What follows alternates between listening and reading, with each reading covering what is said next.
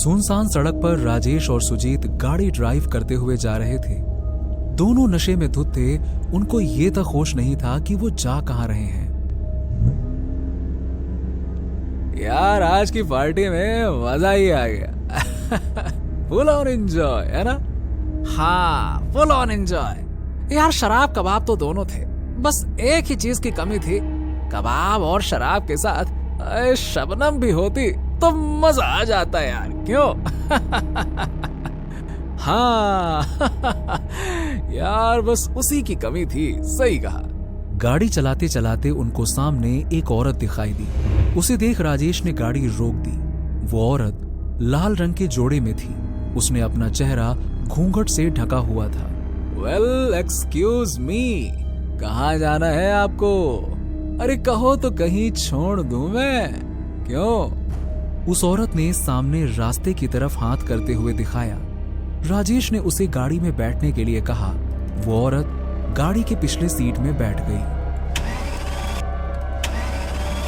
वैसे मैडम, आप इतने सुनसान रास्ते में अकेली क्या कर रही थी?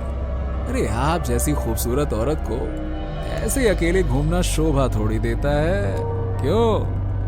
ऐसा कहकर राजेश और सुजीत ने गाड़ी के सामने वाले शीशे में उस औरत को देखा। उसे देखते ही राजेश ने जोर से ब्रेक लगाया। उस औरत का चेहरा घूंघट के अंदर बिल्कुल काला दिख रहा था और खून से सना हुआ।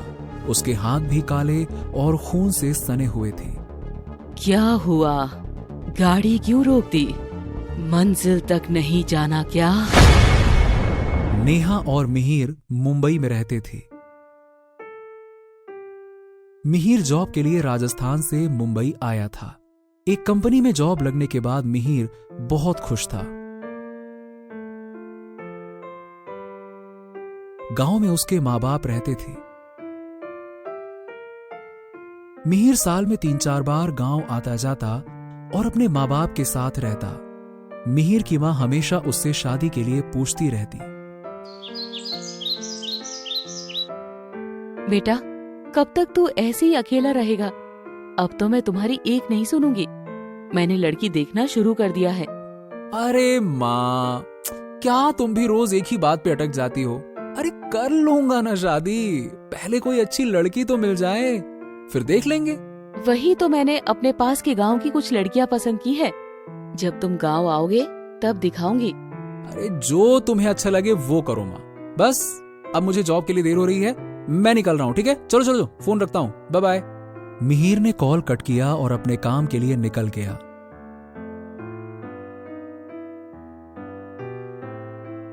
ऑफिस पहुंचने के बाद उसने देखा कि एक नई लड़की ने जॉब ज्वाइन की है। मिहिर ने जब पहली बार नेहा को देखा, वो तभी उसे पसंद आ गई थी। धीरे धीरे मिहिर और नेहा के बीच अच्छी दोस्ती हो गई। अब वो दोनों साथ ही काम करते, लंच करते। मिहिर घर जाते जाते नेहा को भी अपने बाइक से उसके घर पे ड्रॉप करता। देखते ही देखते नेहा भी मिहिर को पसंद करने लगी थी, लेकिन दोनों ही अपने मन की बात एक दूसरे को नहीं बता रहे थे। एक दिन मिहिर ने तय किया कि वो नेहा को प्रपोज करेगा। बाद में जो होगा देखा जाएगा। नेहा, मैं बहुत दिनों से ना तुमसे एक बात कहना चाहता हूं। आई डोंट नो तुम कैसे रिएक्ट करोगी, बट मुझे लगता है कि अब कह देना चाहिए। मैं तुमसे बहुत प्यार करता हूं। क्या तुम मुझसे शादी करोगी? नेहा ने सर हाँ में हिलाते हुए कहा। मुझे लगा था कि शायद अब बूढ़े होने तक मुझे तुम्हारे प्रपोजल का वेट करना होगा। दोनों ने मुंबई में ही शादी कर ली। मिहिर ने गांव में कॉल करके अपने परिवार को ये खुशखबरी दी। अरे हम सब बहुत खुश हैं बेटा, बहुत खुश हैं। बस तुम दोनों अपना ख्याल रखना। और हाँ, अरे बहू को जल्दी गांव से लेकर आ। अब हमसे भी तो मिलवाएगा कि नहीं मिलवाएगा, क्यों? हाँ बाबूजी, जैसे ही हम दोनों को छुट्टी मिलती है हम वापस आ जाएंगे, ठीक है? एक दिन जब मिहिर और नेहा सो रहे थे, तब मिहिर को बहुत बुरा सपना आया और वो हड़बड़ाते हुए नींद से जाग गया।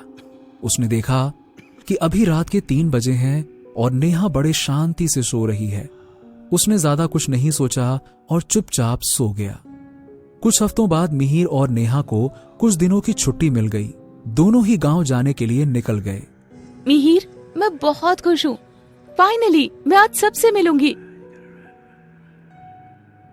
मैं भी। अरे माँ बाबूजी तो कब से हम दोनों का वेट कर रहे हैं कि आओ बेटा, देखे तो सही कैसी बहुरिया लाए हो। मिहिर और नेहा को बीच रास्ते में ही रात हो गई। ओफो, अगर हम ऐसे ही जाते रहे तो हमें बहुत देर हो जाएगी। एक काम करते हैं, आगे जाकर ना एक बीच का रास्ता है, वहां से जाते हैं, जल्दी पहुंच जाएंगे। तभी मिहिर की माँ का कॉल आता है। बेटा, तुम कहाँ हो दोनों? इतनी देर क्यों हो रही है?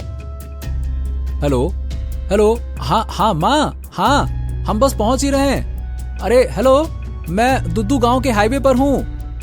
हाईवे? बेटा वहाँ से क्यों आए तुम?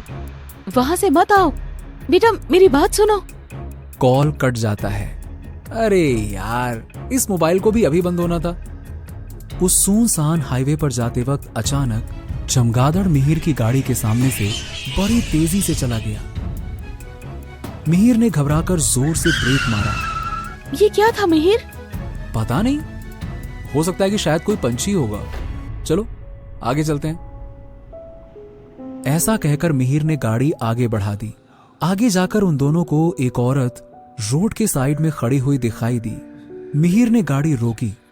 उसने देखा कि एक औरत लाल रंग के जोड़े में है और घूंघट से अपना चेहरा ढका हुआ है। आप कहाँ जाना चाहती है? उस औरत ने सामने की ओर इशारा किया। वो औरत पीछे वाली सीट पर बैठ गई। मिहिर ने गाड़ी शुरू की और थोड़ा आगे जाने के बाद मिहिर ने जब पीछे वाली सीट पर देखा तो वहां कोई नहीं था। मिहिर ने घबराकर जोर से ब्रेक मारा। क्या हुआ मिहिर? जरा आराम से, गाड़ी क्यों रोक दी? नेहा, नेहा, वो औरत जो अभी पीछे गाड़ी में बैठी थी, वो कहां गई? नेहा ने पीछे मुड़कर देखा तो पीछे वाली सीट खाली थी। वो दोनों बहुत डर गए। मिहिर ने बिना वक्त गवाए गाड़ी शुरू की, लेकिन वो औरत उनकी गाड़ी के सामने थी। मिहिर और नेहा गाड़ी के बाहर आए। कौन हो तुम? अचानक से कैसे गाड़ी के अंदर से गायब हो गई और अभी सामने खड़ी हो? कौन हो? मिहिर और कुछ बोल पाता उससे पहले ही उस औरत ने मिहिर की गर्दन पकड़ ली और उसे हवा में उठा लिया। मिहिर अपने आप को छुड़ाने की कोशिश करता रहा। नेहा ने उस औरत को पकड़ने की कोशिश की, लेकिन उसने नेहा को धक्का दे दिया। नेहा ने उस औरत से कहा, प्लीज प्लीज मेरे पति को छोड़ दो, मत मारो उसे। कम से कम मेरे बच्चे के लिए तो मेरे पति को मत मारो, प्लीज। बच्चे का नाम सुनते ही उस औरत ने नेहा की ओर देखा और मिहिर को छोड़ दिया। नेहा ने देखा कि उस औरत की आंखों से खून के आंसू आ रहे हैं। वो औरत एक डरावनी आवाज निकालकर रोने लगी और अगले ही पल वहां से गायब हो गई। मिहिर, तुम ठीक तो हो ना मिहिर? हाँ, मैं ठीक हूं नेहा, लेकिन तुमने बताया क्यों नहीं कि तुम प्रेग्नेंट हो? मुझे भी 2 दिन पहले ही पता चला। मैंने सोचा ये खुशखबरी मैं तुम्हें अपने घर गांव में जाकर दूंगी, माँ बापूजी की खुशी भी दुगनी हो जाएगी। लेकिन ये तो कुछ और ही हो रहा है। ये सब क्या था? कौन थी ये औरत? मुझे भी नहीं पता नेहा, लेकिन अब हमें यहाँ नहीं रुकना चाहिए, तुरंत चलना चाहिए। जल्दी चलो, चलो गाड़ी में बैठो। सुबह की पहली किरण निकल चुकी थी। मिहिर और नेहा गाड़ी में बैठकर अपने गांव जाने के लिए निकल गए। गांव पहुंचकर उन्होंने सारी बात अपने परिवार वालों को बता दी। बेटा, जो तुम्हें औरत मिली थी उसे आज तक कई लोगों ने देखा है। लोग तो कहते हैं कि कई लोगों की वो जान भी ले चुकी है। लेकिन पिताजी, ऐसा क्यों? और वो औरत है कौन? मिहिर के पिता ने बताया, देखो बेटा, कई सालों पहले जब लड़का और लड़की की शादी उनकी छोटी उम्र में ही हो जाती थी ना, तो ऐसी ही प्रथा थी दुद्दू गांव में। और ऐसे ही 2 साल की लड़की की शादी 5 साल के लड़के से तय हुई थी। लेकिन ये बात ना लड़की की माँ को बिल्कुल भी अच्छी नहीं लगी। वो इस शादी से खुश नहीं थी। उसने अपने घर वालों को समझाने की बहुत कोशिश की, पूरा जी जान लगा दिया, मगर उसके घर वाले नहीं माने। तो उसने अपने सामने कोई रास्ता ना देखकर वो माँ अपनी बेटी को लेकर अपने घर से भाग गई। अब जिस हाईवे पर वो तुम्हें मिली, उसी हाईवे पर एक गाड़ी से टकराकर उस माँ बेटी की मौत हो गई। और कहते हैं कि तब से उसकी आत्मा उसी हाईवे पर भटक रही है। और आने जाने वाले लोगों को दिखाई देती है। लेकिन पिताजी, उसने मुझे छोड़ क्यों दिया? शायद तुम्हारे बच्चे की वजह से। आखिर एक माँ ही तो दूसरे माँ का दर्द समझ सकती है ना बेटा। और नेहा ने जब बच्चे की बात की तो शायद उसके मन में ममता जाग गई हो, और उसने भी अपनी जान तो अपनी बेटी के लिए ही गंवाई है ना, बस।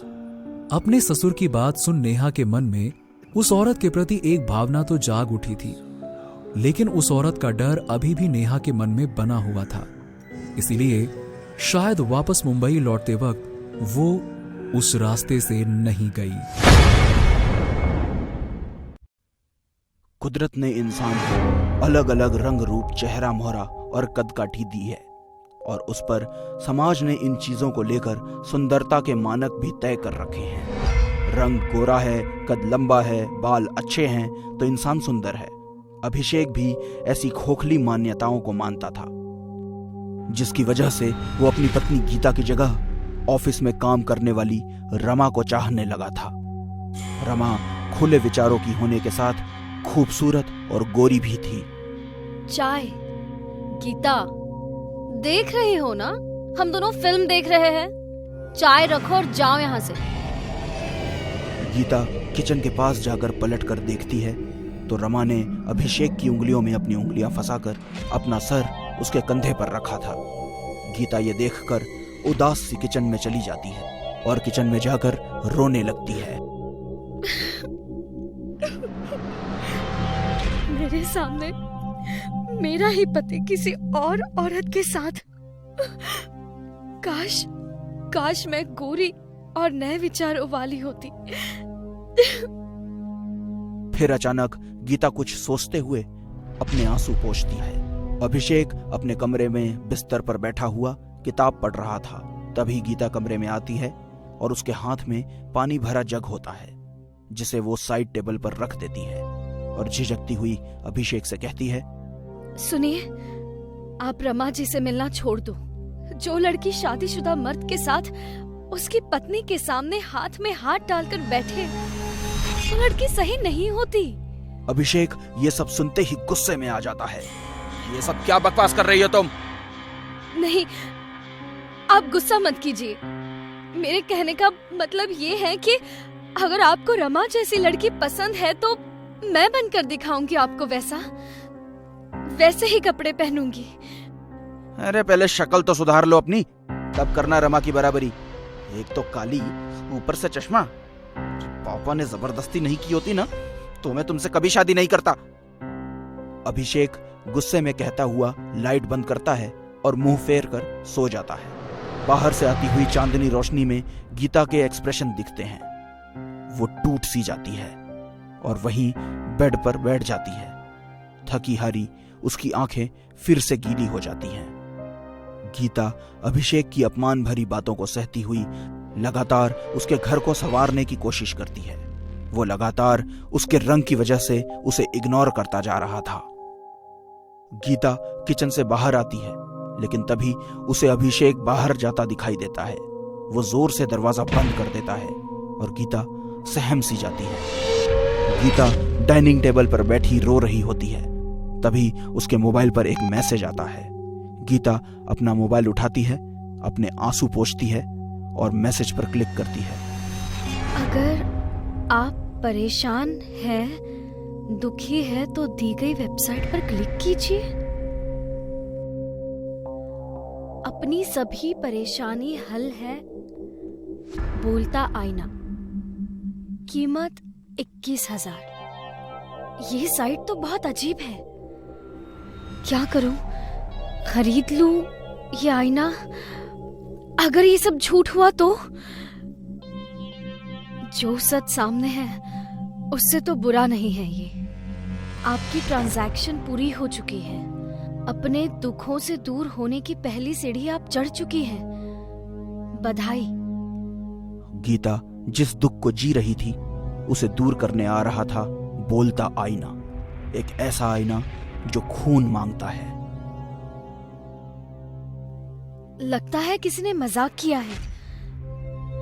बोलता आईना ये मंगवाया था। ये तो पूरा काला है। इसमें तो कुछ भी नहीं दिख रहा। मुझे काला देखकर परेशान मत होना और बोलता देख घबराना मत। मैं तुम्हारी हर परेशानी दूर कर दूंगा। तुम मुझे बस अपना खून पिला दो।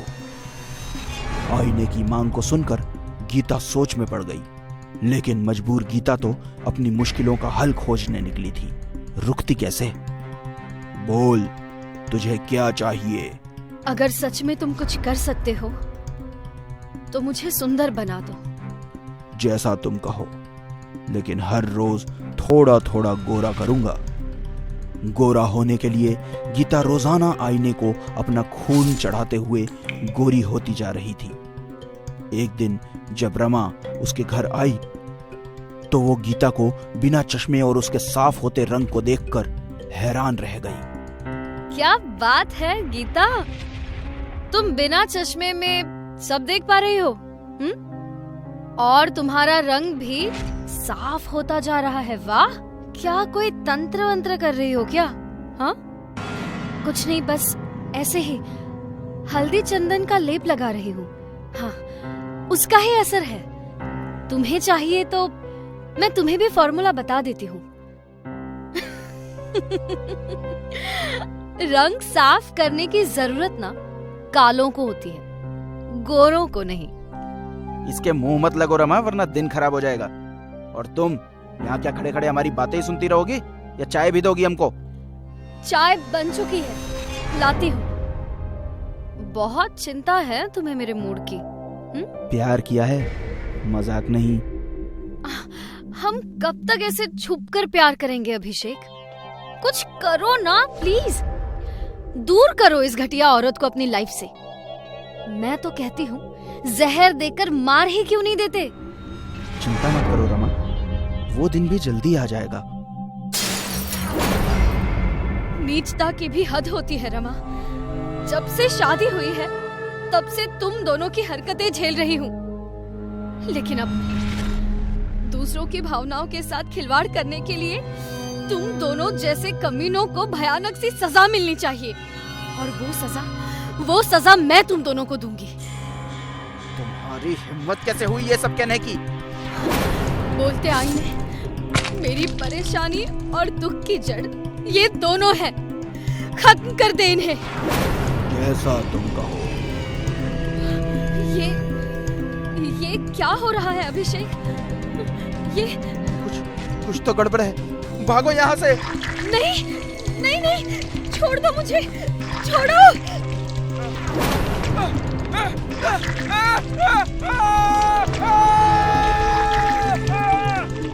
आज मैं आजाद हो गई मैं।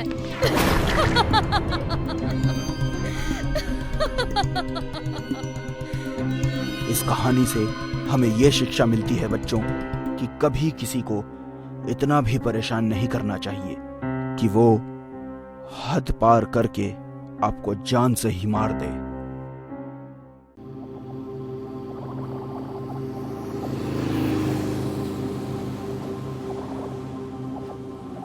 जय, बाइक रोको। क्या हुआ? रोको।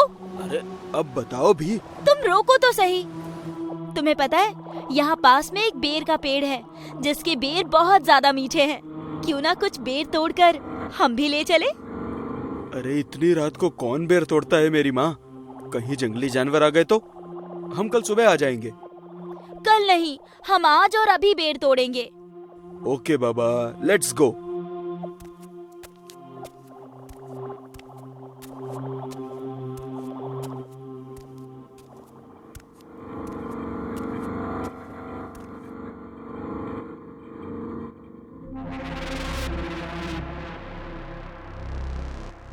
बेर तो वाकई में बहुत मीठे हैं। क्या हुआ? कांटा चुभ गया। दिखाओ मुझे।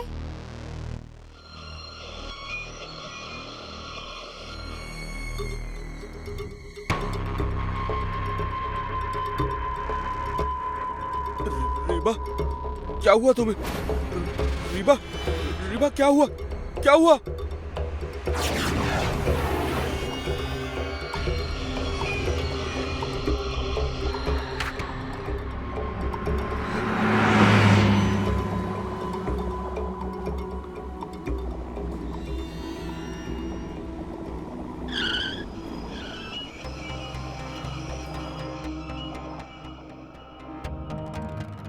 बचाओ बचाओ, भूत भूत, बचाओ बचाओ बचाओ।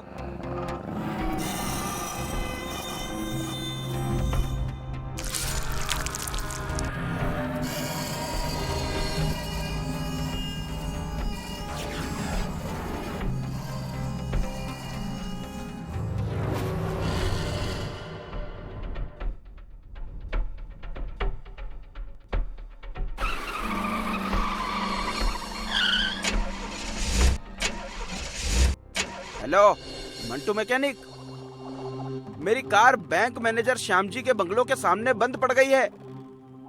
हाँ ठीक है, मैं लोकेशन भेज रहा हूँ।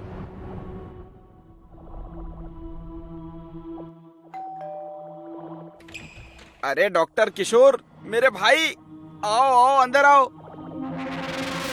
हाँ तो बताओ, आज हमारे घर का रास्ता कैसे भूल गए डॉक्टर साहब?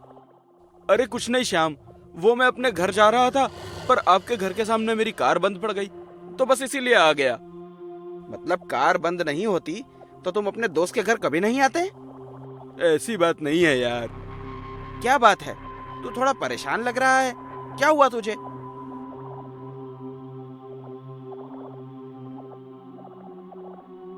नमस्ते डॉक्टर किशोर। क्या अंजलि भाभी, आप भी? डॉक्टर मैं दूसरों के लिए हूँ, अपनों के लिए तो मैं सिर्फ और सिर्फ किशोर हूँ। सो प्लीज आप लोग मुझे किशोर ही बोला कीजिए। अरे भाई, अब हम डॉक्टर को डॉक्टर नहीं बोलेंगे तो क्या कंपाउंडर बोलेंगे? क्यों अंजलि? बिल्कुल सही कहा आपने। ओके बाबा ओके, आप लोग जीते मैं हारा, आप लोगों को जो बोलना है बोलिए।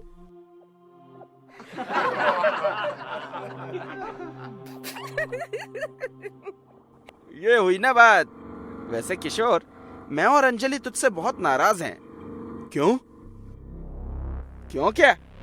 तू हमसे मिलने कभी आता ही नहीं है, बस फोन पर कहता रहता है आज आ रहा हूँ, कल आ रहा हूँ, बस यही बात। अब क्या बताऊं यार, जब से सीनियर डॉक्टर बना हूँ मुझे किसी से मिलने तो छोड़ो, खाने पीने तक का भी टाइम नहीं मिलता है। ऊपर से ऑपरेशन के केसेस इतने आते हैं कि पूछो ही मत। पापा, मम्मी,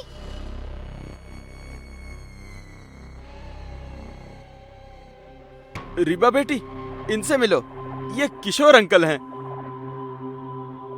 नमस्ते किशोर अंकल। नमस्ते। रीबा बेटा, तुम तो कल आने वाली थी, तो आज अचानक कैसे? मम्मी, वो क्या है ना कि मैं आप लोगों को सरप्राइज देना चाहती थी, इसलिए छोटा सा झूठ बोला कि कल आऊंगी, जबकि मैं आज ही आने वाली थी। मम्मी, मुझे बहुत जोर की भूख लगी है, जल्दी से मेरे लिए कुछ बना दो ना। कोई नहीं, अभी बना देती हूँ।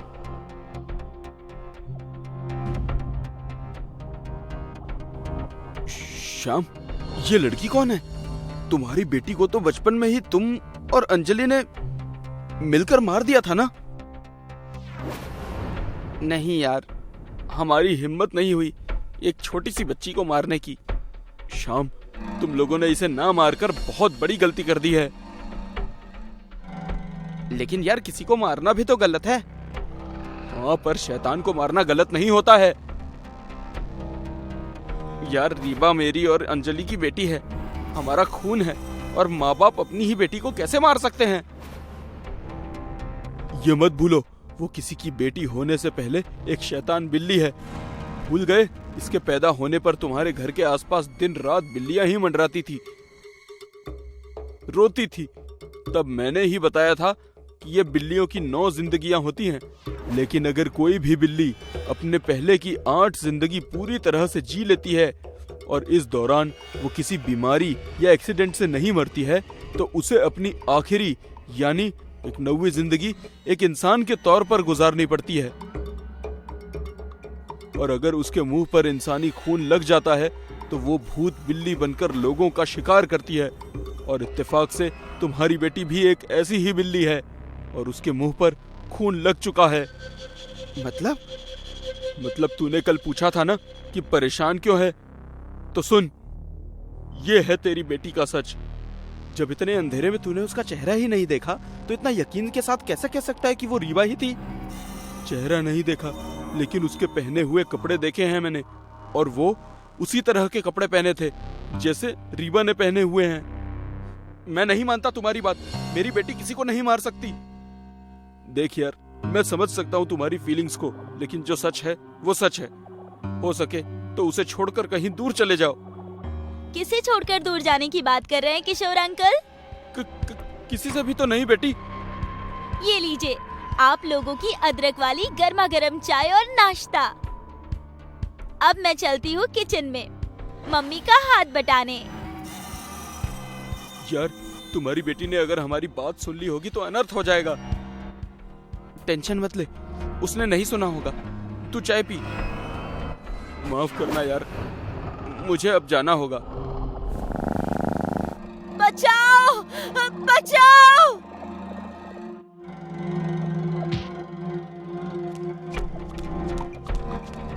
घबराओ मत अंजलि, मैं आ गया हूँ। रीबा बेटी, वो तुम्हारी माँ है और मैं तुम्हारा पापा।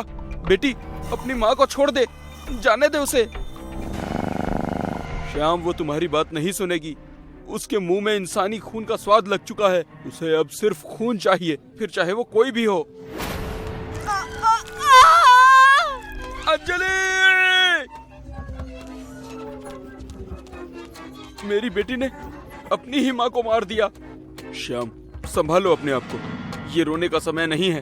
अगर आज तुम कमजोर पड़ गए तो ये भूत बिल्ली सारे इंसानों को मार डालेंगी। इसलिए प्लीज मुझे बताओ, वो मंत्र वाला हथियार जिसे मैंने तुम्हें इसे मारने के लिए दिया था, वो कहाँ है? वो हॉल में आज भी दीवार पर टंगा हुआ है।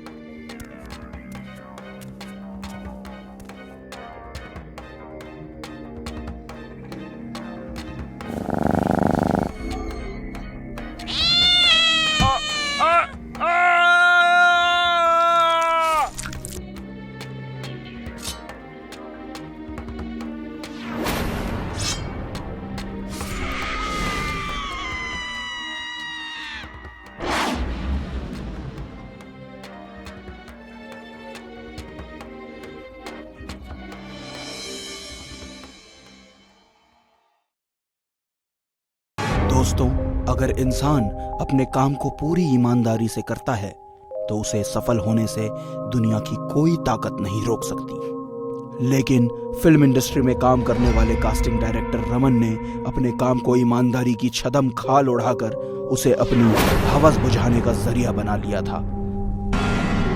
यार संदीप, पूरा एक वीक निकल गया, लेकिन अभी तक हम वर्मा सर की हॉरर फिल्म की हीरोइन ढूंढ नहीं पाए हैं। अगर ऐसा ही चलता रहा ना तो ये काम हमारे हाथ से जाते देर नहीं लगेगी। बॉस, ये पिछले प्रोफाइल देख लो, एक से बढ़कर एक लड़कियां हैं। तू भी ना मूर्खों वाली बात करता है। अबे राकेश छाबड़ा, सोगी जी, ये सब ऐसे ही बड़े कास्टिंग डायरेक्टर नहीं बन गए हैं। मेहनत की है उन्होंने। तो आई थिंक सर, हमें ओपन ऑडिशन रख लेना चाहिए। मुझे पूरा विश्वास है कि किसी न किसी नए चेहरे में हमारी हीरोइन जरूर मिल जाएगी। तुम ठीक कह रहे हो। ऐसा करो, तुम जल्दी से सोशल मीडिया पर ऑडिशन की सारी डिटेल्स अपलोड कर दो, मगर एड्रेस यहाँ का नहीं, मड आइलैंड के ऑफिस का रखना। वो जगह लकी है मेरे लिए। मेरे करियर की शुरुआत उसी ऑफिस से हुई थी। तू जल्दी से ये सब निपटा ले, हमें वहां के लिए अभी निकलना होगा। Okay boss.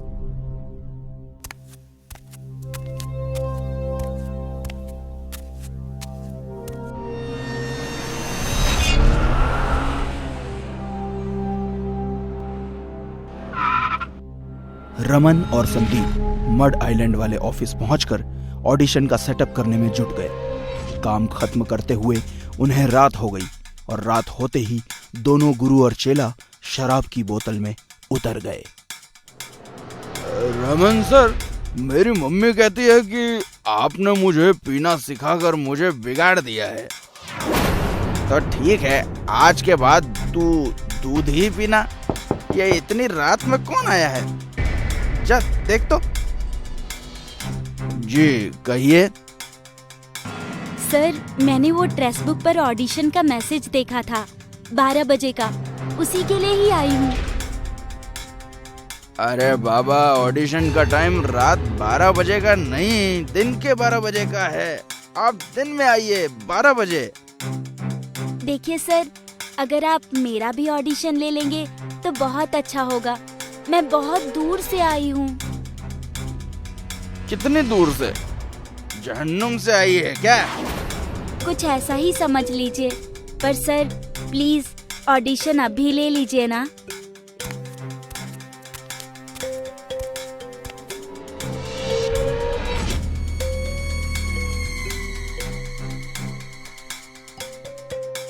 संदीप ये इतनी रिक्वेस्ट कर रही है तो ले लेते हैं ऑडिशन। तो चल कैमरा और लाइट्स ऑन कर। सर अभी कैसे पॉसिबल है ना पॉसिबल?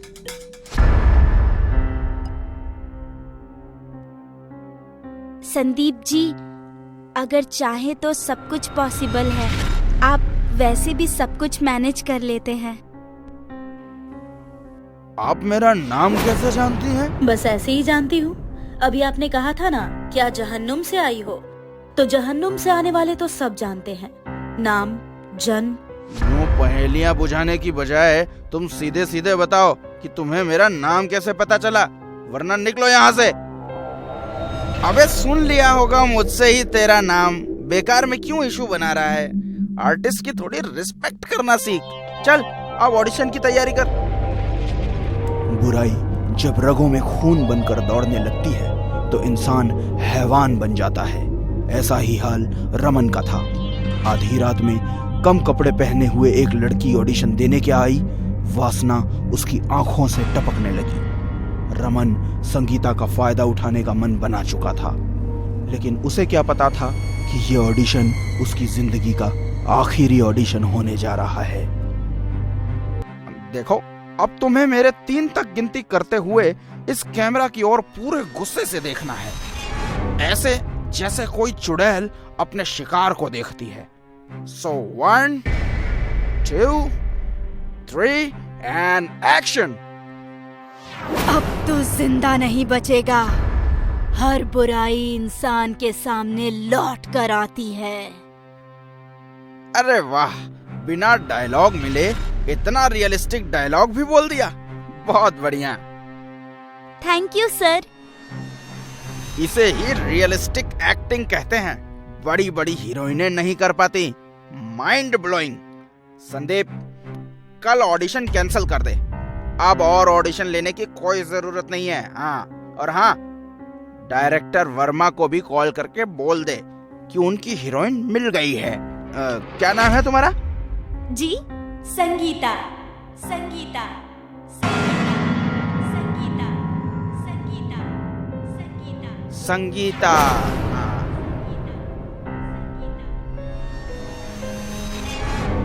सर कहाँ खो गए? नहीं, कुछ नहीं। तुम्हारा नाम सुनकर कुछ याद आ गया था। संदीप, तू क्या बोलता है? कैसा लगा? अच्छा ऑडिशन था सर। मेरे खराब बिहेवियर के लिए very sorry Sangeeta ji. It's okay.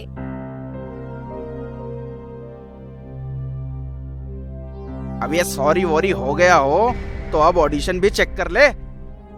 Boss, battery down हो गई है। इट्स ओके, बैटरी चेंज कर ले। सॉरी सर, मैं जल्दबाजी में बैटरी का दूसरा सेट लाना ही भूल गया। सर प्लीज गुस्सा मत कीजिएगा, मैं अभी लोखंड वाला ऑफिस जाकर ले आता हूँ। 1.5-2 घंटे में वापस आ जाऊंगा सर। उसके बाद ऑडिशन चेक करके इन्हें भेज देंगे। तेरा हमेशा का यही नाटक है। होने वाली सुपरस्टार का एक एक पल कीमती होता है, समझा तू? जा जल्दी लेकर आ।